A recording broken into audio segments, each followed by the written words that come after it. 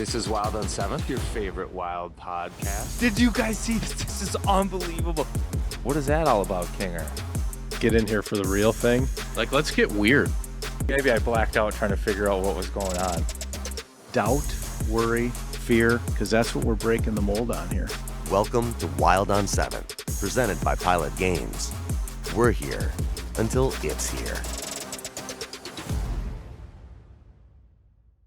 And welcome back to Wild on 7th, your favorite Wild podcast, presented by our friends at Pilot Games. Make sure when you're out on the town that you grab one of their tablets from the bar and you play their games, their products. It's always fun. You get to roll the dice, so to speak, figuratively and maybe literally, because I think they have a game that does that. But I bet they do. Yeah, and the greatest part is when you play, your community wins. you're not the only one that wins. Your community wins too. It's a win-win. It's a win-win. So We had a win-win-win, win-win-win. which is better than a win-win. No offense to Pilot Games. Right. But with Pilot Games, it's a win-win-win-win-win. Yeah, like they one-upped. That's a lot. Yeah. Yeah. Good week, huh? And I think at a good time. I feel like they needed that. It was. I think everybody needed that. Yeah, I reveled. I went to the game yesterday, and I was a reveler. It felt damn good. 1:00 start. That second period was the first time I saw in a while. Like, we've been surviving games and working our ass off, choosing the hard. But that second period, it was tilted, and it was fun. It was like, hey, we might see 5-0 here. We're better than this team, even with some of our guys gone. It wasn't about surviving. It was about beating them. And you got to see Zuki, Boldy, Bogo's been playing well. Gus was phenomenal at the start of that game. Underrated. He was under siege. Every one of their shots, even though they didn't have that many, they were like scoring chances. Mm-hmm. He has been playing so good, and they are just riding him. I still haven't really seen Gus all season. He hasn't been on the podcast. Right. I swear he's like not even at Tria. I don't know if he sleeps in a Terrell Owens chamber because he is on. I mean, they're going to have a back-to-back here, and we'll get into that later. But, yeah, I just had such a good time watching them this week. The L.A. game, Zuki about punches his hand through the glass after he gets the game winner with his big white mouth guard. Rossi yesterday, the weight off his shoulders in the second. I think they've played really hard. They've bought into the system.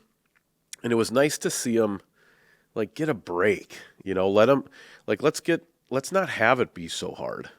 We did 4-1, we did 3-1, and we did 4-0. So by my math, that's 10 goals for us and 2 goals for the bad guys.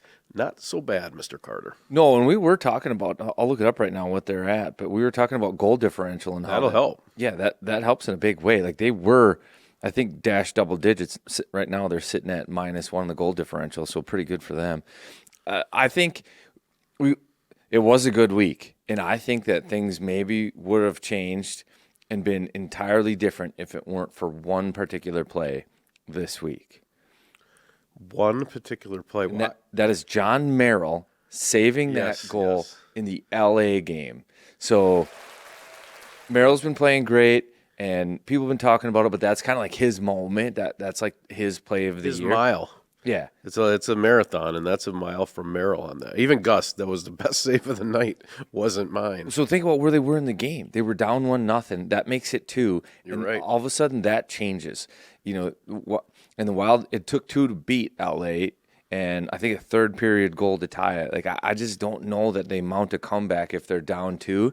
The chips maybe would have fallen the other way. And if that's the case, you think about what occurred. I think it was Monday and then Tuesday, the teams that were chasing the Wild. So at that point, the Wild were up 6 points. And then they're just winning. Then everybody's winning. Those teams all won. So then the Wild would have been up 4 points, or maybe even potentially less, depending on how things went.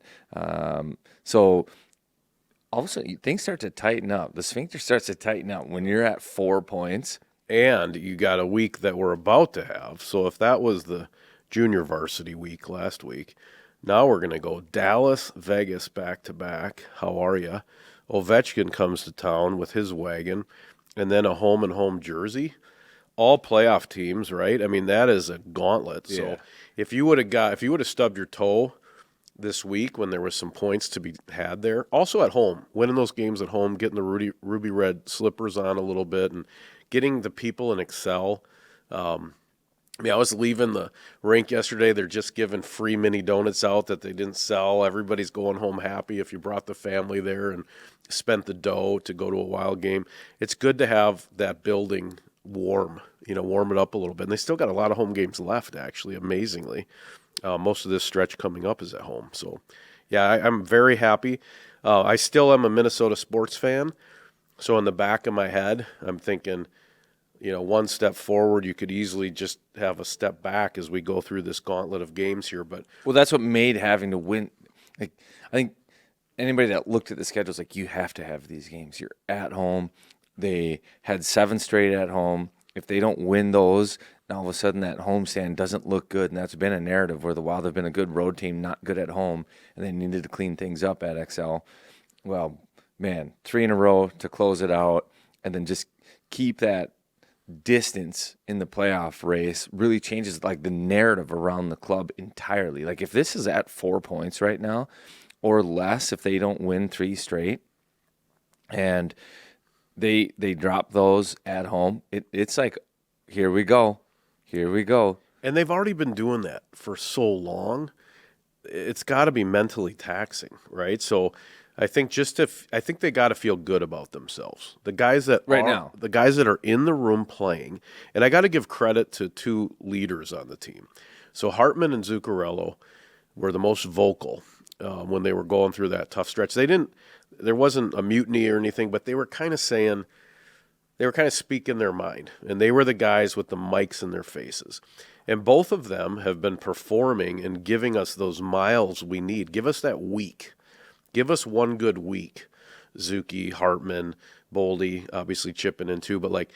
And it's nice to see the guys that were kind of staring, put the arms crossed, put all your microphones in my face, are the same guys on the score sheet helping this team win. Well, that's what I said that earlier in a broadcast too, where it was like when things are going well, you don't hear from Zuki at all. And he just deflects. Like he's a leader in the right way too, where things are going good. Hey, I don't want to talk to you. Like it's not about me. I don't care. No, I'm not doing media. But all of a sudden things are tough, and he'll like march himself out there and be like, yeah, I'll answer the tough questions right now. And he was at the forefront of a lot of like the, hey, you're not scoring. What's going on? And I think Hartman the same was that. So similarly, Hartman was doing the same stuff. Like he'd be out there intermission interviews talking about it, like, hey, we're not scoring, but kind of saying the right things. And those are the guys, when you reflect on the last week, that kind of have stepped up and had great weeks. Hartman maybe has had the best week that he's had all season. He looks really good out there right now. Yeah, at the Seattle game, he played 22 and a half minutes. It's the 4th most he's ever played in his career. And I think on the podcast we talk about this, but Hines will go with a hot hand. And they lost Rossi early in that game, and the bench was short. So let's go with Hartman, and he was good and has been good, and nobody draws penalties better than Ryan Hartman. It's one of my great joys. I'm a big Hartsey fan. I'll take all the BS. He's a hockey player, but he he is just, because first of all, everybody wants to get him, and he's just the best at just dead legging and just it's just he knows how to do it perfectly. I think you said even in the stats he draws some of the most penalties in the whole league. I feel that watching our games. And, that's part of being a rat, right? I love it. He's good at it. He's not getting a diving penalty, but he knows exactly. He was close, I think. He knows exactly how to do it, and it's helping the team. And also he's like a face-off maestro. I don't know what happened, those 10-game suspension. He just can win every face-off now. You read the article from Joe Smith, didn't you? Yeah, the mind and body reset. Yeah, how he really studied the things that he does and does well and where to be on the ice. And now if you watch him, like let's say you go to a game and you don't watch the game, I don't know, like you probably normally would. You just like ISO cam Ryan Hartman or something and spend a period just watching like everything he does. Like he's finding the ice that they talk about in that article. and where he's good. And I don't know. I think it's really cool. And shout out to Andy Ness, because it does seem anybody that has extended periods of time with Andy Ness comes out flying, ready to play, and with confidence. I'd like to bill it with Andy Ness and just get better at beer league. I mean, what a weapon. This guy, he's a hockey nerd, right? He pulls all of Hartman's goals from, I think, his whole career or something, and he's doing specific custom-made drills to help him. Hartman's sharpening his skates different so he can get more glide. I mean, he's almost bringing his golf mind into his hockey brain, and it's been fun to watch. Can we get into a couple little goofy things? This bromance, Vinny and Hartsey, the Chicago boys, they look the same. It has to be problematic for you sometimes up in the press box. Brothers from another mother. Vinny gets his shot here because Hartman's out, suspended, and now they're just boys. And, and then you got Zuki just sitting there. He doesn't have his guy. Vinny and Hartsey are probably watching the same shows on Netflix, and then Zuki's just sitting there, white mouth guard, looking for his friend. It's got to be tough. There's a new bromance in town. Is the bromance so strong that you think he potentially got suspended on purpose? I have thought about that. It's like when Dre got famous, he's like, I'm going to take you with me, Snoop. You're coming with me. So I got an idea. So no, I that would be a very expensive friendship move, but it's worked out. They're back. They're together. And that would be a great 80s movie plot.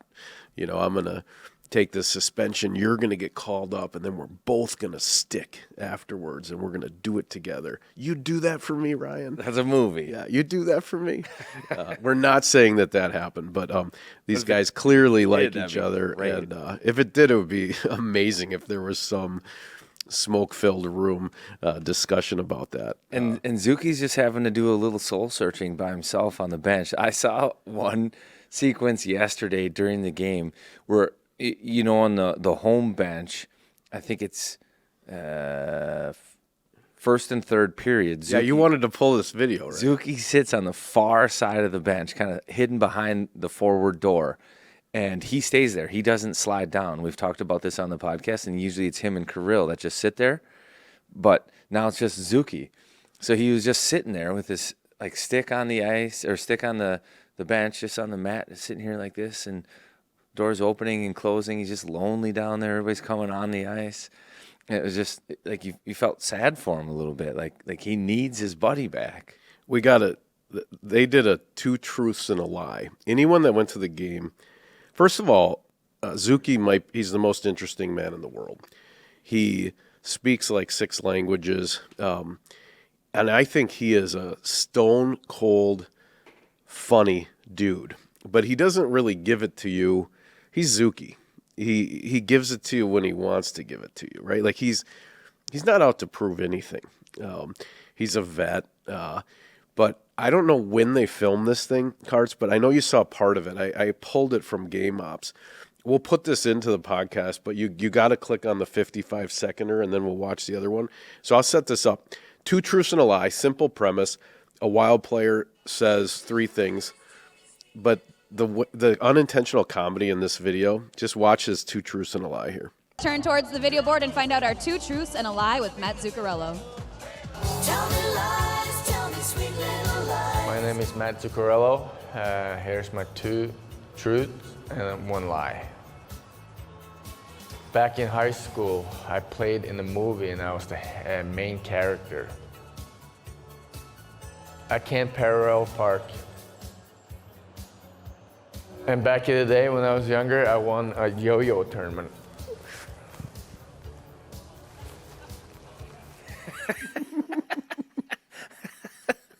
I mean, so I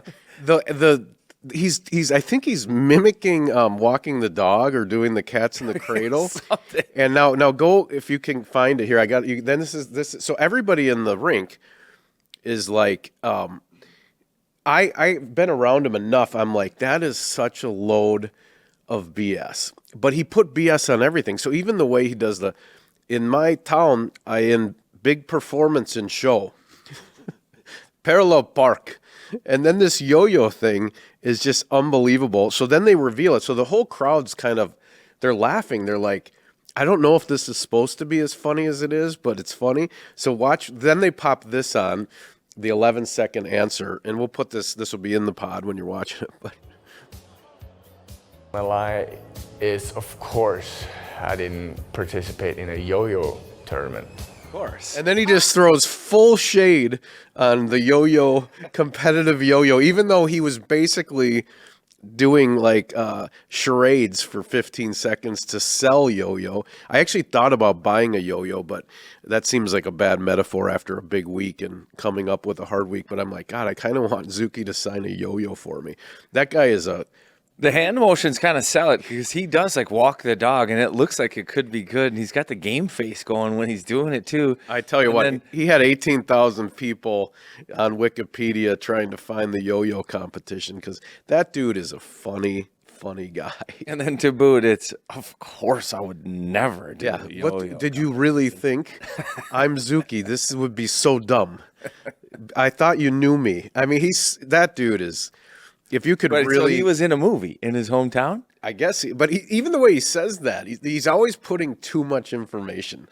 In my village, I was star of performance. Like, I don't even know what that means. But yeah, I want to know more about that. He definitely doesn't parallel park. He doesn't probably drive anywhere. He's Zuccarello, but No, yeah. that has to be a truth. Yeah, it is. It's true. So he's got that button in his car maybe where it can parallel park itself. Yeah, I mean, that guy is. Don't sleep on Zuccarello being maybe the funniest guy on the team because just watching that yo-yo bit, because that's at like media day maybe. So some marketing person, I don't know if they gave them the fake ones or if he just did that all on his own. If he did that all on his own, he might have to host SNL at some point. Hey, 2 truths and a lie for you. If you need to go out and grab food and adult beverages, you have to go to 2 separate spots. This place is expensive, and 3, they've got the best milk in town. This place is Cub. Give me 2 truths and a lie here. Well, I think you did 2 lies there because Cub is what you're referring to. It is not expensive. Yes, it's that's a the lie. value based. You nailed it. You also don't have to go to 2 places, Ryan. You can get in some of them, not all of them, but some of them have wines and spirits as well. And now it's maybe we're gonna play Vegas here. Maybe the vitamin D. Maybe let's get the grill going. Maybe it's kind of raining today, misting. Maybe go get some of those Cub Pub burgers. And even though we're not quite out of the season, yeah, take a walk out there in the brown grass and grill. Get that smell going. Get that campfire smell, that grill going. There are a couple times of the year where you're like, yes, it's here. And when you grill like a bratwurst or a burger for the first time outside, it's like, and you got to 60 clean it. degrees. You got to clean the grill. There's You're like there's a bird's nest in there. But yeah, Cub's awesome. They love local sports. They're local. They're one of us. Support Cub. Now, when you think of this big week ahead, how would you construct success? How do you think of that pass? Did that throw you in a? Well, you did do 2 lies, I think. I did 2 lies. Yeah, so that was a little bit of a head fake, but I'm a pro. I'm on my game. It's a Sunday. We came in here to do this special for the fans, so I can handle it. Here's 2 truths and a lie when it comes to constructing things. Number 1 truth: if you call Wild construction, they will make it happen. Number 2 truth: that if you've been in an area that's had a storm, you have up to a year to get that covered under your insurance, so don't sleep on that. And the lie is that roofs are the only thing that they do. So I tell you what, Kinger, if you were in up north last year, Cross Lake, wherever it was that storm came through, over the course of the summer, you have damage to your roof, or you think you might, or your siding, or you come back and you notice that there's a problem with one of your windows and potentially the hail and the storm did something. Wild Construction, they'll take care of you. They'll make it happen. Look them up. They've got crews on the ground up there. The snow is melted. They can get up on the roof. It takes up to a year for some of that damage to start to show up. So you don't want to miss it. Don't sleep on it. Wildconstruction.com. Look it up. Again, they'll make it happen. Excellent work. Very good work. So we gotta talk about Freddy Gaudreau's look as well. He's just living free, isn't he? I mean, last year 15 points, this year 32 points. And maybe it's points related because it looks like he's not cutting the hair. No. So maybe he's like, we haven't seen the size of relief from Freddy Gaudreau that we've seen recently from Zuccarello, from Rossi, from Boldy. Steady Freddy has kind of had it this year. 15 points last year. He's got 16 goals. He's got more goals than he had points last year. 32 points on the year. I mean, he was kind of the whipping post for the fan base last year if they were frustrated with someone, and he's been awesome. He maybe, and maybe that's why he hasn't cut the hair, but to me, he looks like you need to throw a pair of green overalls on him. He looks like Luigi. Like, we need to get a Mario to match Luigi here because I don't know what it is, but it's the hair coming out of the helmet on the sides. It's like you name it. I think he might be staying in a youth hostel when he's at home, like for this whole month. I mean, look at this guy. He looks like a guy that would have a backpack. We know he's kind of he's like that mountain bike guy. Buddhist, like he's stoic. like REI kind of. Yeah, like the river is both in the past and in front of us and in the future. I mean, this is a dude, and I think he's pretty centered. And his look, he is not gripping it tight. He might paddleboard every morning, break a little ice and paddleboard. I mean, he is living his best life, and his hair shows it. Yeah, it's hair like flowing outside the hat. It's like the mustache. He goes like just a straight mustache and stuff now. Like it just screams Luigi to me. But whatever he's doing, it's working. Whose goal? That was Ogren's goal. That was maybe the best saucer pass I've seen anybody throw this year. It was flat. It was tight. It was good. So he crosses the blue line, picks up a pass from Nyquist, and then 30-foot sauce, 3 feet in the air, puts it right on Ogren's tape, and he snaps it in the back of the net. And that was the second goal of the game, I think. And that kind of felt like the moment where you could see and tell confidence, scoring confidence, puck play confidence was back. And when he did that, it was like the bench entirely changed, and then their game entirely changed. Yeah, he's in a very good spot. I don't know what changed from last year to this year, but he looks like he'd be wearing a corduroy sport coat to the rink and some Birks, maybe socks and sandals. That's kind of the vibe he's got, a little socks and sandals there. And the hair is pretty unique. So, Freddie, welcome back. Also, he was kind of the front man for Down syndrome this week. He got the empty netter yesterday. He's doing the mismatched socks. So, when you think of a season in terms of miles or weeks, pretty cool to see this guy who has a family friend with Down syndrome that kind of was the ambassador for the Whiskey and Wine event. Kind of had some of the boomerang come back to him in, of course, a very Freddie way. A little bit of karma coming back to Freddie. After he's been doing good, he's playing good too. So kudos to you, Mr. Gaudreau, on a bounce-back season. Let's pivot to the Bosch Law injury report, and we still have some of those. It gets longer, and then I don't know, man. So now you add Marcus Foligno to it. Johansson was on it for a game. He was ill, so at least that was short term. Kirill, Eriksson, Ek. I think there's no timeline yet for them to return, which is obviously a bummer. Right now, everybody, I think, is just hoping for some type of timeline, positive news there. I don't know when that's coming. Marcus Foligno's more day-to-day, so again, I think that's positive. But the most positive was that Brodin came back, and that Marco Rossi left the game, wasn't put on the Bosch Law injury report. And I looked into this a little bit. I was surprised. Do you know who the Wild's Iron Man is? Marco Rossi. 82 games, potentially for 2 in a row. For 2 in a row. And then he played, I think, the final 3 games of the year before that. So he'd be on pace for 167 or something like that if they finish. Right now he's got 155 in a row. So he keeps the Ironman streak alive. The next Ironman streak is Matt Boldy, and he's hovering somewhere around 140. He missed like game 9 last year, 8 last year, and he's played everyone since then. So Rossi Boldy, the 1-2 Ironman, which kind of surprised me a little bit. Yeah, and I mean Rossi's put a lot of muscle on. Just sitting here with him this year compared to last year, he's a lot thicker, and he's consistent. I mean, he had that little drought. You kind of felt the relief when he got the goal yesterday, but he's been a huge piece to help us weather the storm here, as has Boldy. Boldy tends to be a little streakier, and Rossi's kind of that baseline you need. So both those guys, yeah, kudos to staying healthy. Think of how hard that is.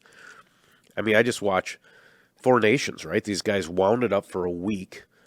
About half of those players were basically dead for a month. To be able to do 82 games 2 years in a row, working on 2 years in a row, awesome for both those guys. When Rossi broke in, it was almost on a nightly basis that he'd kind of get hit and hit hard, you know. He'd get popped. Yeah, hard. Where it's like, man, how many of these can this guy take? And he ended up going to the minors, and he played a lot, and I think he figured some things out. But now, rack your brain. You really don't see him get hit that much.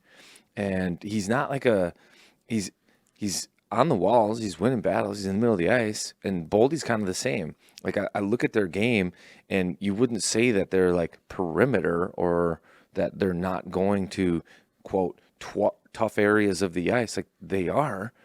They're just not getting hit. So that's actually a skill too, to be able to like be slippery like that. And I think both those guys have developed that skill this year, and I think it's a big reason why they've been healthy. Wild only have 3 guys too, knock on wood here, that have played all 3 games. It's Gaudreau, Boldy, Rossi on the year. Like, think about that. That's nuts. And then, so that had me kind of going down a rabbit hole. What do you think games played? Do you know what? Well, we talked about this. Kirill's games played are 37. 37. Do you know what Brodin's are? Ooh, 40? 39. Okay. And then how about Eck? Oh, God. X got to be 35? Yeah, it's 42. So right in there. So you've gotten less than a half a season from both of those guys, Brodin and Kaprizov, and X right at about the halfway point, the 50%. And Eck was banged up. You know, he had the broken nose, and there were not many stretches of this season where you got to see vintage Eriksson Ek, even when he was playing. Yeah, but now think about You've really got 20 games out of Ek, probably. And think about the credit that everybody else on this roster deserves if you went into this season and you said you're only going to get half a year out of Kaprizov, out of Brodin, and out of Eriksson Ek, and you are going to be comfortably in a wild card spot or chasing a really close to third and catching Colorado, you'd be like, yeah, that's unbelievable. I don't know how that's possible. You almost couldn't see a path where that would be the case, but that's where we're at right now. Mindset. I mean, how genius does it look going back and the whole choose your hard thing? I mean, I don't think this is the hard that they would have wanted to choose. No, but the trophy, handmade in Hartman's garage, looking for the John Merrill play or the little detail of some guy that maybe not everybody noticed. They really need that mindset to have weathered the storm like this. And I mean, I didn't want it to be this type of hard either. It's been too hard, but good for them to do it. So back to the Boschla injury report. I think it's going to be important to get Marcus Foligno back as they approach Gauntlet Week. He's like an identity-forging player, and even over this homestand, there was I think it was before he missed the LA game, there was a players-only closed-door meeting or something, which sometimes those get too much attention, but where he had some comments, and then they come out, and all of a sudden, boom, things change. They win 3 in a row. So I think it's going to be important. I don't know when he'll be back, but you get Dallas. Like, he's the kind of guy that helps you beat a Dallas team. Then you've got Vegas, who have the big D. They kind of, the big, heavy defensive core. They play kind of a meaner style a little bit. So that would be a nice one back at home. And then you got Washington and stuff too. So it'd be huge to get him back. Don't know how close it is, but Gauntlet Week all of a sudden looks tough. let's talk.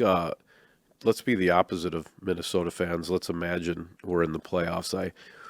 I like the first wild card spot.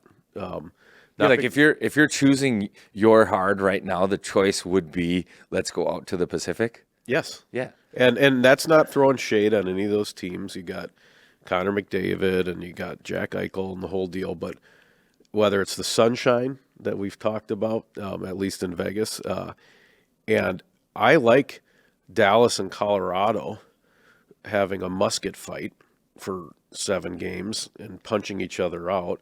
I think St. Louis is a handful for Winnipeg, even though Winnipeg is so good. I mean, St. Louis is a scary team right now, or Calgary, whatever ends up happening. I'm intrigued by getting a little Pacific in our diet here. If we can get in, if I could pick people to play, it would be Vegas and Edmonton. Those are the teams I'm kind of more interested in lining up against, and maybe it'll happen. Maybe all of this stuff, all of these different challenges, maybe there's a little path there. And maybe that's a silver lining. Like hope so. it remains to be seen, but the Wild have been grinding. And it seems like it's been so tiring and so stressful. And sometimes there's like an unintended benefit, much like there's unintended consequences to choices that you make, where if they, because I think if these guys aren't hurt, they're up there with Dallas right now, and maybe even Winnipeg. I think it's January 2nd, they were 2 points off of Winnipeg for like the best team in the NHL or best team in the West. And then injuries pop up, the Wild start to slide a little bit, Winnipeg takes off. So you think about it, just 2 months ago, the Wild were right there as one of the best in the West. Which is worse, though, I think. That's what I'm saying. Yeah, if I'm playing into a playoff scenario and I'm The in silver this, lining might be that they fell to a spot where they can go out into the Pacific, because not only that, like think of the path to the Stanley Cup for anybody in the Central right now. If they are in the top 3, you have to go Dallas right now. Playoffs start today. Dallas, Colorado. Yep. That's a monster battle.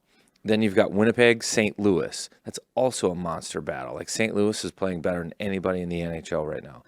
2 of those teams have to win. Let's say it's Dallas and Winnipeg. Boom. Those are the 2 teams that have to play together. So if you were in 3rd or 2nd, like Dallas has to hate this arrangement right now, because they're like, we have to beat Colorado potentially and Winnipeg just to get a chance to play in the West final. Well, the whole playoff format, they did that because they were worried rivalries were falling out of the game. And it is odd. Well, it doesn't make sense. Like it's the first round of the NHL playoffs is almost the best round.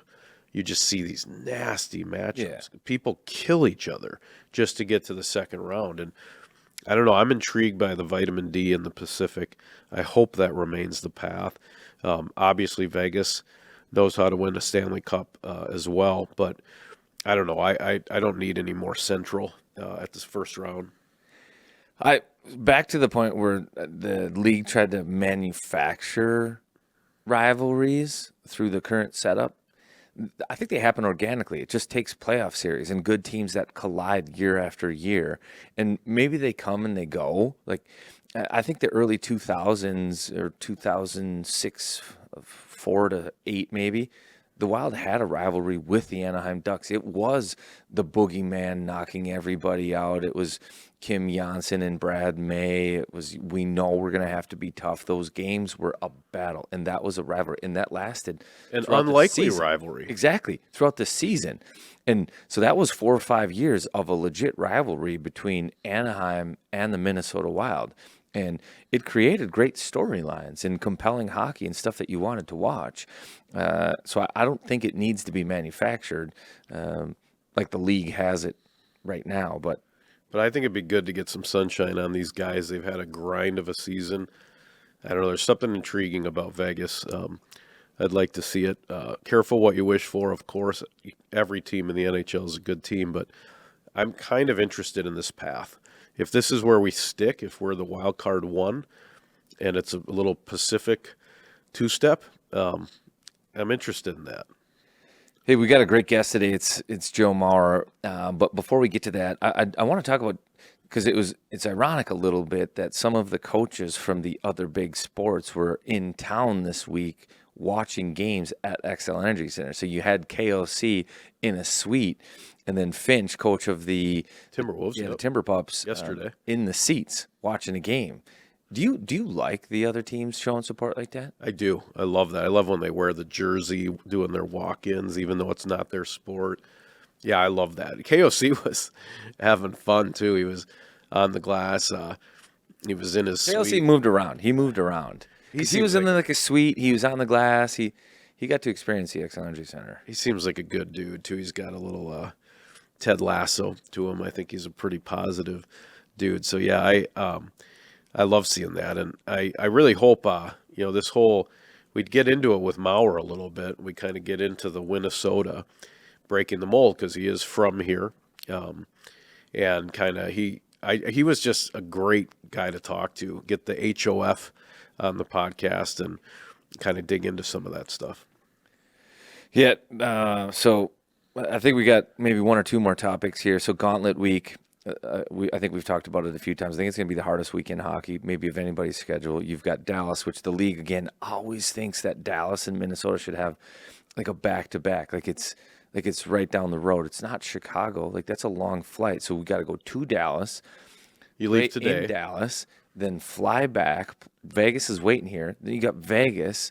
Then you finally get a day off, Washington in town. And I don't think anybody knew Washington was going to be as good as they are, but still, that's tough. And then what concerns me too is at the end of it, it looks like the games that you're like, okay, we might be able to get a couple against New Jersey because they've been struggling a little bit.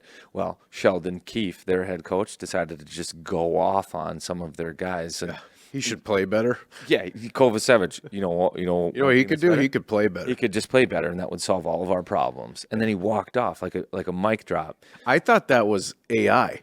So I saw that this morning. Because it was like abnormal. It didn't like seem. It's when you see those fake press conferences with Sam Darnold and the mouth's moving the right way and he's just saying crazy stuff. I searched the guy's name. I'm like, who's Kopacetic or whatever this guy's name? I'm like, wow, jeez.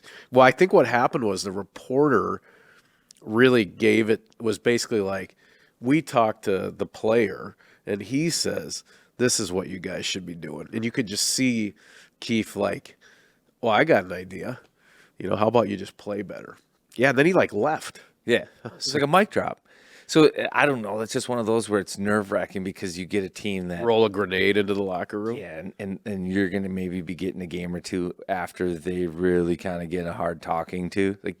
I just feel like that's hey, we need to be better. Like, get better now. Like, I'm done being nice about this. And what's the status on Jack Hughes? He's out? Out for? I don't know. I mean, that's a big loss too. That he's been gone as well. We did have the college hockey in town as well.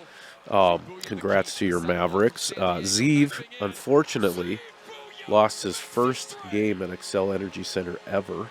I don't know how, because I looked and it was 3-0. They were up 3-0. Yeah. Well, they gave it back, lost in double overtime to Western, who's also a good team. So I guess Zeev is not going to go completely undefeated at the X. But I was going to ask you this back-to-back. How do they do it with Flower? And now Flower's been on the shelf for a long time, and Flower loves hockey, so he's been staying late. He's probably in every open ice session at TRIA. He's a pro. He's a legend. But who do you think have they said who's going to do Dallas and who's going to do Vegas? What would be the move? I don't know that we know yet, but they are going to split. Who plays for the first time in Gus. 2 weeks or something. Well, Gus has played 11 of the I think it's 10 of the last 11. So if he plays Dallas, it's 11 of the last 12. God, he's been good too. I know, 11 of the last 12. They're just riding him, and that's where you start to feel bad for Flower because he's been playing great hockey too. But Gus just has kind of taken it and run with it, and you can't blame the coaching staff. But I think it's probably Gus Dallas, and then you got Flower with Vegas the following day. Flower seems to have whatever you want to call it, like an old team, a meaningful game, a tough situation, where Flower just is like, he can just pull it together and be great. Because guys almost start watching him. Yeah, you give him the toughest situation, and that's the best situation for Flower. that's Marc-Andre Fleury. He's one of the best goalies ever. And then you get almost like 10 minutes of runway on those old historic buildings, original 6 teams. It's a card you can play. Like, oh, we're gonna start Charlie Chaplin in net. What do you think about that? There's a little bit of puck watching, I think, that happens with the artiste Marc-Andre. But yeah, so you think he goes Dallas? I think he goes Dallas. And give us a look, potential playoff matchup with Vegas coming back to back, and maybe Moose is throwing some helmets. I hope. I don't really know what his injury is. I didn't even see what happened to It's him. upper body, and I think he missed, what was it, the Monday game? And he skated Tuesday, and then hasn't skated since, so I don't know what it is. It's upper body. Don't know, but still considered day-to-day.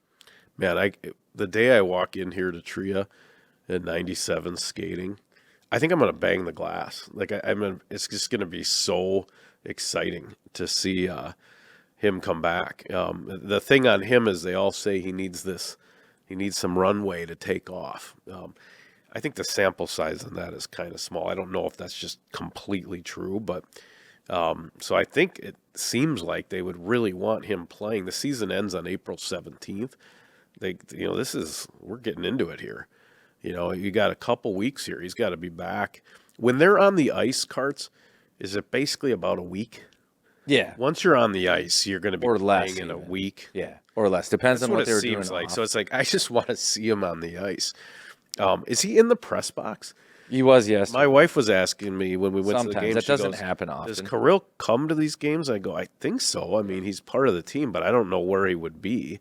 If he's up in the rafters there, sitting in that end watching. Yeah, he was in the booth next to us yesterday. That's not always the case, but I think an afternoon game they were there. I think a lot of times they'll watch in the locker room, but yeah, he's up there, he's moving around, he's good. Okay, let's before we get to our buddy Joe Mauer, what kind of season are we in? What dip season are we in? Well, we're in coleslaw season, Carts. I really do love coleslaw, especially the texture and the different, you got the hot burger maybe and the cool coleslaw. And Jimmy's has just got it dialed. They got their regular coleslaw. They got their pineapple. They're going to do a 60-calorie formula. And what I'm really excited about is they're going to have this jalapeno slaw coming out. So they're kind of getting deep into innovation, these crazy guys from Stewartville. So gimme some Jimmy's. Check out some slaw maybe if you go out there and clean your grill. And for you, I would think this would be about, what do you know about Aquarius Home Services? Yeah, I think it's time to step into spring with some better water. Yeah, step into spring. That would Step have been into better. spring with some better water. Yeah, so if you want to enjoy, I don't know, smoother hair care, I know the hair is looking good, softer skin. Freddy Gaudreau. You're going to be short sleeve soon. You want some softer skin, the arms out there. Maybe show those pipes off at the fitness center. Spotless dishes while you put your coleslaw on. Make sure you're eating good, healthy coleslaw food from Cubs. Shinier fixtures, you name it. Our friends at Aquarius Home Services, they've got what you need. And if it's drinking water that you're after, they've got the Kinetico K5 system, reverse osmosis. That's terrific. I love the water. It's the only water my kids want to drink. We're in that water bottle phase where we have to go everywhere with the water bottle. I think the girls are a little bit of water snobs now because the K5 stuff is so good.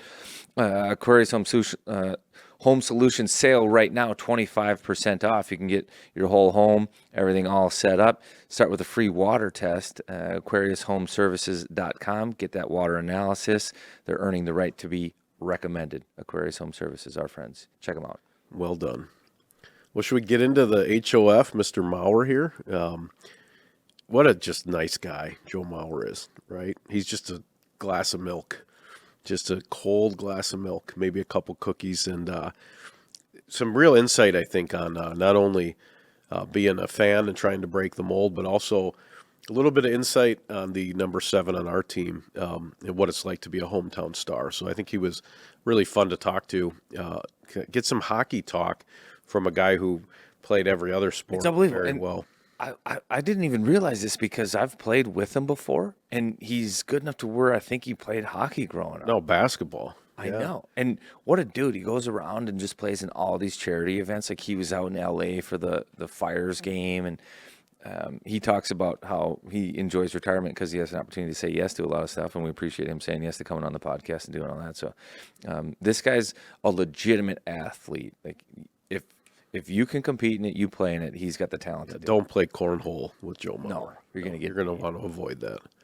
This is Joe Mauer. Here we go. All right. This guest is sponsored by Duke Cannon, like all of our guests. Check them out at your neighborhood Target. Look for the Big D. They got the body washes, they got the soaps, they got the shampoos, the deodorant, all of it. Earn your clean with Duke Cannon. What a guest we have today. I think technically Paul Bunyan had a son, and it was Joe Mauer at one point. He's about as Minnesota as Plaid and a glass of 2% milk. Hall of Famer and multi-sport athlete. We are thrilled to welcome Joe Mauer to the Wild on 7th Pod. That was a pretty good intro. That was a great intro. Oh, good. That was fantastic. Thank you for that. Let's go. Let's have a day. Yeah. Joe is legit like a throwback, true athlete. So when I was playing, the term is professional athlete, and I thought that wasn't always fair because guys were hockey players. Like you throw a ball their way and they wouldn't know what to do with it. And specifically talking about a lot of the guys north of the border, the Canadians, they can play hockey, but I wouldn't call them athletes. You're a legit athlete. So it's baseball, it's hockey, it's golf, it's football. Like, did you just naturally grow up playing all sports, or were you like one of those guys when the seasons changed, it was a new sport every couple of months? Yeah, I'm the youngest of three boys, so whatever the two older brothers were doing at the time, that's what I wanted to do. So I enjoyed them. I enjoyed playing the different sports that I did, and with the change of season, it was kind of let's change equipment and get after it. So I think at the end of the day, I just really love to compete and to go up against bigger, stronger, or the best that were out there. That I always really enjoyed that challenge. Should we get right into Minnesota? Yeah, we need to talk to you about this. We started this. You look with that setup. You look like you'd be a great therapist. Like I just already feel better. Like there's a leather couch in that office. We're going to be laying on it. Yeah, you can help us. Okay, so we started this pod a few years back. Carts at a coffee shop had an idea about breaking the mold in Minnesota because you've lived here, you grew up here, you were a star athlete here, but everyone in this town is waiting for the other shoe to drop, whatever that might be. What's the worst? Royce Lewis's hamstring is hurt for a month, right? We're just waiting. J.J. McCarthy gets hurt, right? And I guess what would you say to the fan base? Because our theory is you have to start believing, and then the winning comes. Like the fans have an integral part in winning, and the atmosphere in the building. When it's positive, it helps produce winning results. When you're waiting for that shoe to drop, it's ultimately like a self-fulfilling prophecy, and you're like, okay. And people guard themselves. They say, like, I'm not going to get too invested in the Twins. They've lost 18 in a row in the postseason right now. Like, of course they have a good year, but it's going to be 3 and done, 4 and done. Wow, they're a good team, but they're going to go to the first round, and I knew they're going to lose. Or the Vikings similarly. And I think that energy in the playoffs, in the big moments, and Minnesota sports fans kind of protect themselves with that. And you're uniquely suited because you've obviously been a fan in Minnesota, but you were an athlete. So what would you say from both sides of those coins in terms of if you got the tight sphincter in the building, I think the players feel it. If you come in all gas, no brakes, maybe you help the team. What's your theory on breaking the mold? Man, how much time do we have? But no, I think you guys are right on it. I mean, and Ryan, you said this a little earlier that, players, athletes, they feed off the environment, and to go into the X in a playoff game, it's electric. I mean, I've enjoyed it as a fan, and same goes for, Target Field and the old Metrodome. Players, you feed it and you can use it. They always talk about home field advantage, and it's a thing. It's hard to measure, but it's definitely there. But for me, I would say just in general, sports, I think they just need to be enjoyed. Like watching the Vikings this last fall, you kept hearing that same thing. Oh, they're not as good as their record and all that. It's like, enjoy the ride. There were guys out there having a great year, individually, collectively. It was a lot of fun to watch. And I think that's what I would love to see us get back to is just being more positive in general. And just enjoying the moment. And we've been fortunate to have some playoff games here in Minnesota, and obviously not where we all would want to be and like to be in the different sports, but it's special, and it's hard to get there, and it's hard to win there. So I think you have to keep that in perspective. It's like, what comes first, the chicken or the egg? Enjoy the moment, but I feel like there needs to be a big moment for people to live in it. So you're a baseball guy from Minnesota, so you got to grow up watching Kirby Puckett jump off the glass and grab that, hit a home run, and Dan Gladden and Herbeck and the good guys. They broke through in, what was it, 87, 91? And then there was like belief, right? And that stuff matters. It matters to kids, but it kind of took those moments to have people live in the moment. And I think it's been a while now that people haven't had a moment like that. And I think there have been times, like you think the Minneapolis Miracle or something like that. But yeah, for you as a kid, did those moments watching Kirby have those electric plays and things like that help you be a better athlete too, and help you want to maybe live those moments? Oh, 100%.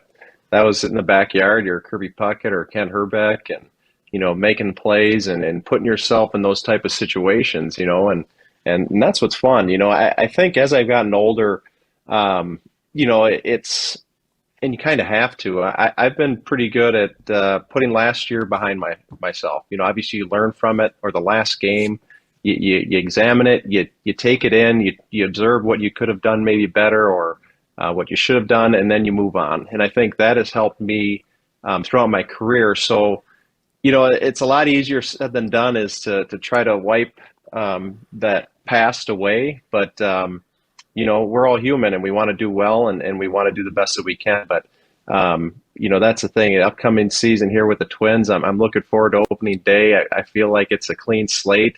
I was down there in spring training, and the boys they definitely had a different mentality than last year. So that was a lot of fun for me to see. And I hope the fans can see that and embrace that. And like I said, it's 2025. What happened last year, happened last year.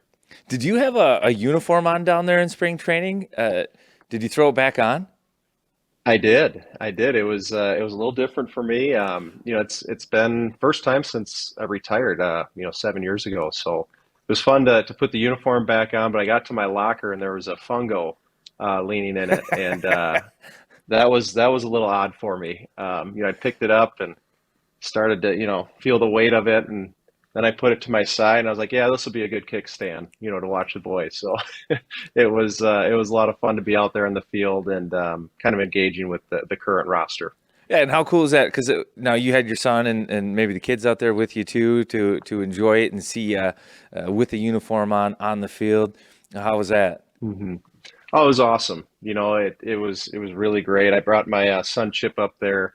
One of the days that the team was on the road, so it was a little more relaxed, and had him watch guys getting their work in, and then letting him kind of go around and play and hit, and he felt like a big leaguer there for a day, so that was kind of fun to see it through his eyes. But it's been a lot of fun. Obviously I love the game. I love to compete. It was fun to kind of see it through his eyes, because he was kind of sizing some of those guys up there, as a kindergartner, which was kind of funny to watch. Yeah, that's cute. Hey, I want to nerd out on a couple Twins.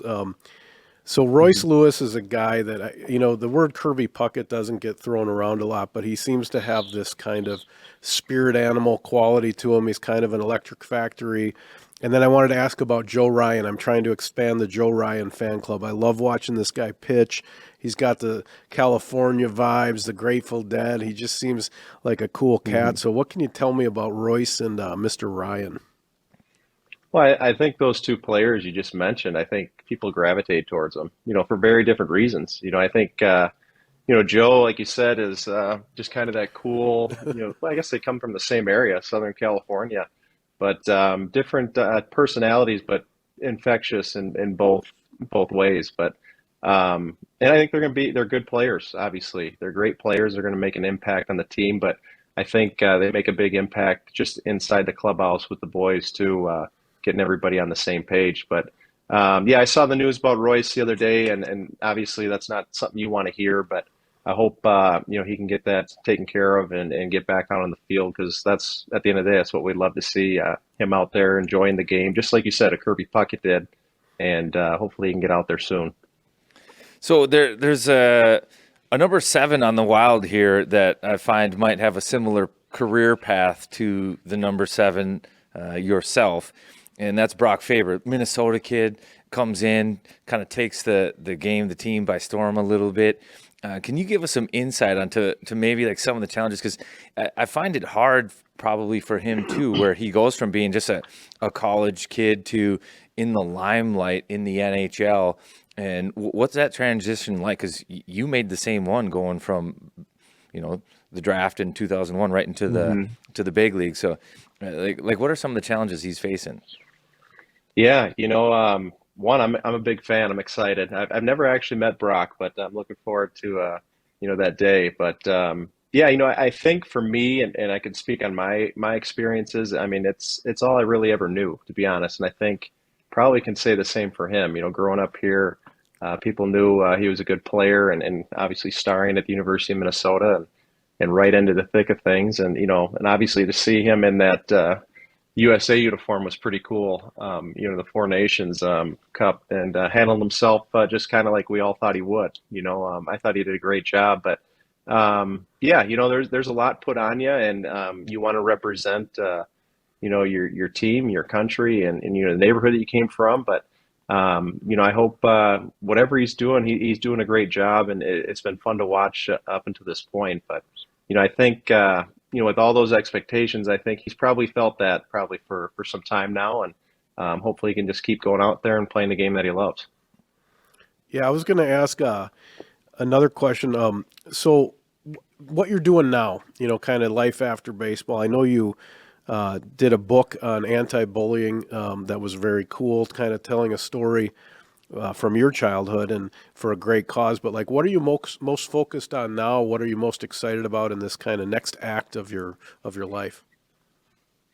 Yeah, I'm trying to focus on the family, and being with my kids. My kids, my girls are 11 now, and my son is 6, and it's amazing how fast time flies. And I know I'm in a point in my life where that time it goes by so fast. I just try to enjoy it as much as I can. So I just actually signed up to be their coaches again for this year, for softball and baseball. So I'll be up at the ballpark quite a bit with them, and enjoying it with them. But yeah, it's been able, when you retire, you have a chance to say yes to a lot of things. And I've been saying yes and doing a lot of different things here, but I always try to revert back to focusing on the family, and trying to recognize that they're not going to be little forever, and I'm just trying to enjoy it as much as possible.